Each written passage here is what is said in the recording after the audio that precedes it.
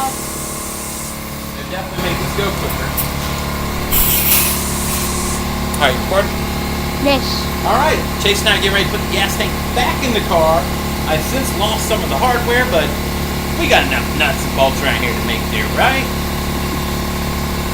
Moral of the story, if you can put the bolts back where you take them out of, do it. You'll save so much time trying to find the hardware that you thought you put in a good place that you'd remember 6 months later when you get around to putting them back together. You don't remember. Especially me, because I have the memory of a goldfish. I don't think you guys can hear a word he's saying or anything I'm saying either. Look at that. Alright, Chase, going under. Woohoo! Alright, first thing, this is the fuel pump and fuel sending unit assembly wiring harness, so we need to run this up and through, and you can't see it.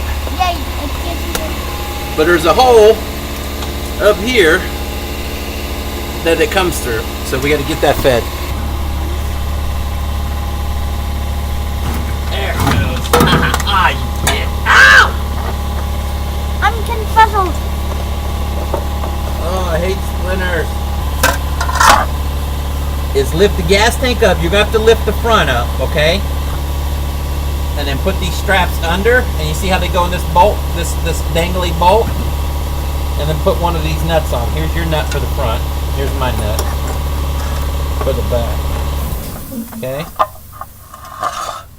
Okay, so nuts and bolts. Yeah, see the nut goes on there? Oh, shit. Yeah, that might not be the best working situation. So, but you basically wish you had a shoplift? A shop with a lift, you dork. No, okay, so he Alright, so lift the front up. He's basically wishing he could shoplift. That's not what I said. That is exactly what you have That said. is not what I said. Oh God, my concussion part area hurts a lot, and I got spiders all over my face. Oh, but you got arachnophobia? No, I just Alright, you see your strap? It's just like hand up in there. No, I just do not enjoy spider webs, but I do enjoy spiders. And the bolt with the strap does not want to bend. Yeah, you gotta bend it. You're kidding. Oh, that's gonna be nice. Yeah, the fun part is bending it, and then the screw doesn't want to go on, or the nut doesn't want to go on the bolt. Sure. Yep, you did it. You rock, bro. High five. Undercar 5. Oh, great. Do you want to zip it on, or do you want to ratchet it on? You do yours. Go ahead. I can't. You got this ratchet. You got the socket I need. Hand me it. I'll zip mine on, and then you can zip yours on. Okay? No, I'll just use the ratchet. Really? Oh, yours. I like this ratchet. Look, you can't pull it off unless you push the button. Really? Yeah. Not bad. Oh God, metal splinters are the worst. Watch your eye holes. Oh. Ha! I took it off. I just took it off instead of putting it on. Son of a bitch! Language. I think I get a free pass on that one. No, you don't. Teamwork. Watch your eye holes.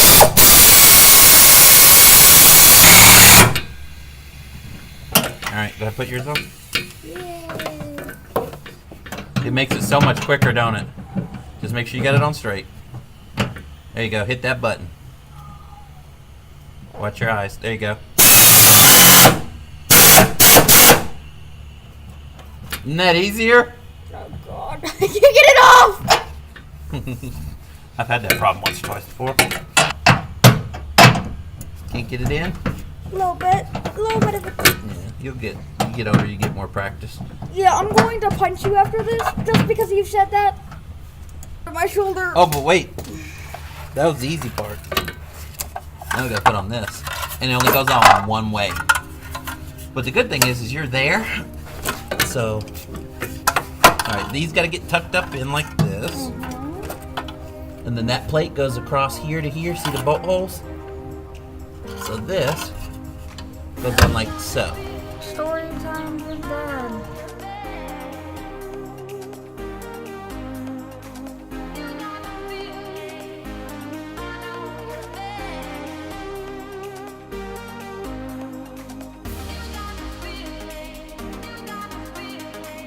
Ow, okay, go to my forehead. Alright, so you just put on this your brachiot.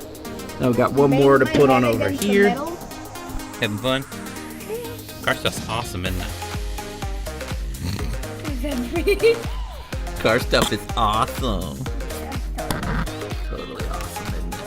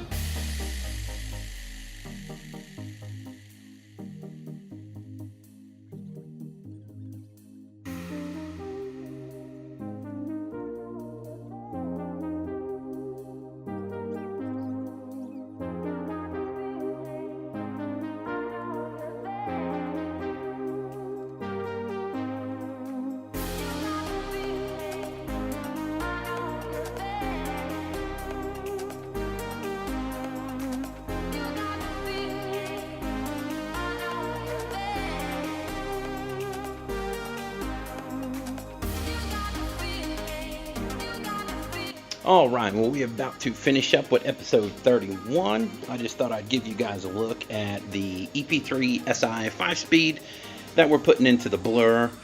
I got it all cleaned up, painted. That's the trunk side transmission mount. This is the upper transmission mount. That's the firewall side transmission mount. I got the trans painted a really nice satin nickel. Love that color. So much better than your typical aluminum or, you know, what we used to use back in the day. So here's the story. I was getting this all cleaned up because I was going to put it back onto the cradle to, of course, put it into the Blur once I get the engine back. Well, when I was cleaning it up, I'll insert a picture here. This had to get welded, and it turns out what we originally thought the crack started here and ended here. When Henry's radiator started welding it, this crack right here showed itself, and obviously when it heats up it expands, and that's when we saw that the crack was actually much worse than we originally thought.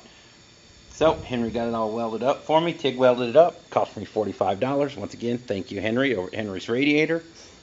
I was going to have Clyde weld it, but he's out with shoulder surgery. So once I got it all fixed up and dragged it out the trunk of the turbo ship box, went on ahead, cleaned it, painted it, put the mounts on, put all the hardware back on, shifter bracket and all that good stuff.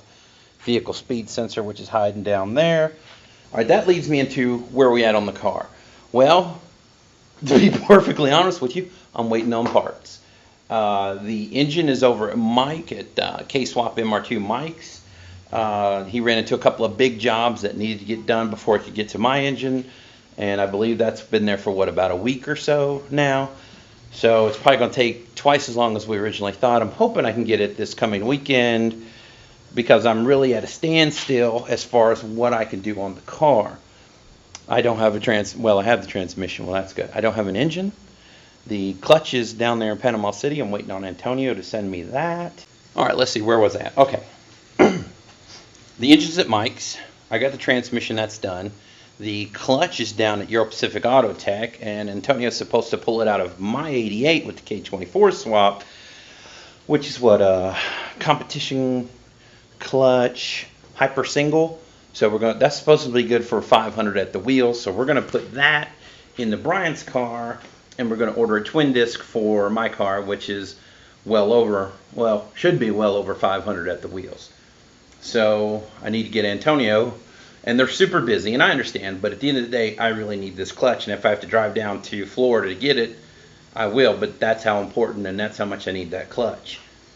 So I get that clutch, I get the transmission back on the engine, which of course means I got it back from Mike, and then it'll go on the, hopefully go on the cradle for the last time. I can put the drivetrain in the car. I already started doing the fuel system, which you saw at the beginning of this episode, and of course in episode 30. I could start putting in the coolant pipes, which I'm going to show you what we're going to do there. And what's really cool is Henry, over at Henry's Radio Shop, is going to add in a fill point. Well, I got dirt all up on my face. Henry's going to add a fill point to the stock K-Series coolant housing, upper coolant housing. I don't really want to spend another $250 on a K-tuned one. So, yeah, that's kind of where we're at. Oh, my hand's all up on there. Hold on a second. All right, so, yeah, I don't want to have to buy, or I don't want Brian to have to purchase a upper coolant housing from K-Tune with the fill point, because let's face it, that's 250 some odd bucks. Now, I did find a guy that KMR2 might put me onto his Track Tough on Facebook, and he makes a really cool upper coolant housing with the fill point, which I believe he quoted me, I want to say right around $100. It was dirt cheap for what it is. So that's an option. So I'm going to have Henry add a fill point to the stock housing. We'll see how that looks. If I'm not happy with that, or if Brian's not happy with that, we'll go with the Track Tough one, which looks pretty much just like a K-Tune version, except it's half the price. So I am left with the fill point that I bought for the RSX base series engine. So if you need one, I've got one. It's brand new in the box. You saw we only fitted it. It's never had any water ran through it or anything. We just test fit it, took it right back off, put it in the box. And I'll sell that for like $150 shipped. I'm kind of at a point where I'm running out of things to shoot. No, let's rephrase that. I'm running out of things that I want to do. I'm really putting off doing the wiring. I really don't like it. I know it has to be done, so it's just a matter of getting in there and getting it knocked out. Let's see. Oh, I mocked up the IQ3 dash into the Fiero. Hold on, I'll grab it and I'll show you what it looks like. Okay. Now this is just a rough mock-up. It's just test fit, see how I like it. But with that said, there's the IQ3 into the Fiero harness. Now I think that, or in the Fiero gauge cluster, so I think that looks pretty good. I would like to recess it to where it sets flush, but that requires a bracket, which I don't know if it'll sink it in too far. If we go that route, there's plenty of area behind this that we could do that with. So we'll see which way we like it. I believe we need to run a couple other gauges. I know I need to put in a momentary button to cycle through the menus of the Haltech IQ3, which I'll place up on here on the dash, the panel. No big deal. I had that in a beautiful dark, almost like a piano black plexiglass or acrylic that I had left over from a computer build I had done long time ago. It was like an aquarium submerged PC. But so I had that piece of acrylic, and that's what I cut it out with, and Brian didn't like the shiny acrylic look. I thought it looked badass, and I would have tried to, match that with the center console that we're going to build, but we'll see. So yeah. All right, so here's where we're at. Got to get the engine, got to get the clutch. I'm held up on two big items to do the drivetrain. We do have the measurements for the axles. I'd like to put it all back on the cradle and do the measurements with it outside the car, but on the cradle, just to double check or quadruple check my measurements. I think I can get in there a lot better because there is a recess that we have to measure to on the back of the wheel bearing. So we'll see. We've got the fuel system done. The tank's installed. I may end up dropping it because Scott, aka Dark Horizon, with the infamous 9-second turbo 3800 Fiero, suggested that I upgrade the wiring to the fuel pump. And as much as Scott could be a troll on the forums, he is a super nice guy in real life.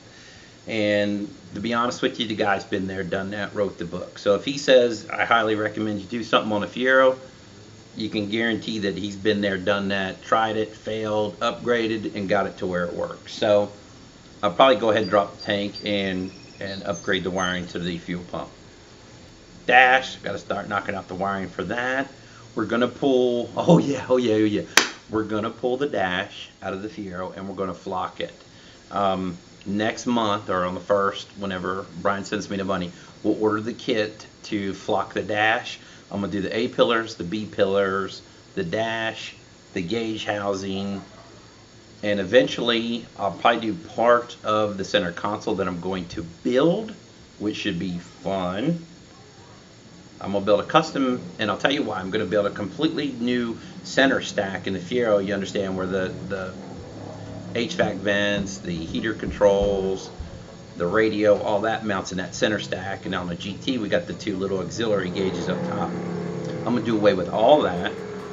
I want to be able to put in a double DIN, like Android head unit running the torque app, which I don't think is going to work with the Haltech now that I think about it. But I want to put in an Android head unit so you can have like his CarPlay and blah blah blah, all the stuff that Android does. But that'll give him his hands-free, his Bluetooth, all that for his phone, which is good. Brian's also going to go ahead and order the stuff I need to do his brakes. We came to a compromise, and I'm not going to keep pushing forward on the 4-piston aluminum caliper 12-inch brake upgrade that I was working on. I am going to revisit that and keep trying to make that work. The key is finding the right rotor that's got a high enough hat that pushes the rotor inboard, because as of right now the caliper was stick so far forward toward the wheel, the offset on the wheels would be worse than what guys deal with, like the R32 Skyline or the 300Z twin turbo. The brakes, they just stick out too far and they need to be pushed back. But then I would have to get a custom rotor built, which is $250 a piece. So the key is finding the right rotor, and I will at some point. So for now, we're going to go ahead and go with, it's either StopTech or Willwood brake kit, basically the D52 style caliper, 2-piston front and rear, with the spot caliper on the back for the parking brake. He's going to get that ordered next month so I can get the car back on the ground. Another thing we're working on is coilovers. Now, Fieros everywhere have coilovers, and that's no big problem. The only issue I have with them is they're not height adjustable outside of adjusting the preload on the spring. So when you raise the car up, the spring will actually detach from the upper spring perch, and they dangle, and I don't like that. So the plan is to get the type of strut that's threaded on the bottom into a collar that will fit over these. So that's going to be something we're going to have to come up with, figure out. I do believe that there's a way to get it done, even if I have to cut up an old strut just for the part that meets up to the knuckle. I'll come up with something. Now I don't have a problem with that. Even if I have to weld something, have Clyde weld something, because we're talking about something that's seriously stressed, or have it TIG welded on if it's aluminum. No big deal. So yeah, that's where we're at. I told you things are going to start happening quick, and they did. I jumped forward really quick with a bunch of episodes, and I don't think people are used to me putting out an episode so often, so my views are really low right now, which is surprising. So you guys got to tell me in the comments what you want to see, what I'm doing right, what I'm doing wrong, because I am making this video to show people about the K-Swap, but I need you to give me some feedback, because I'm not a videographer or anything like that. I'm just trying to share my experiences with you guys. We'll see where we go. All right, thanks for watching. I appreciate it.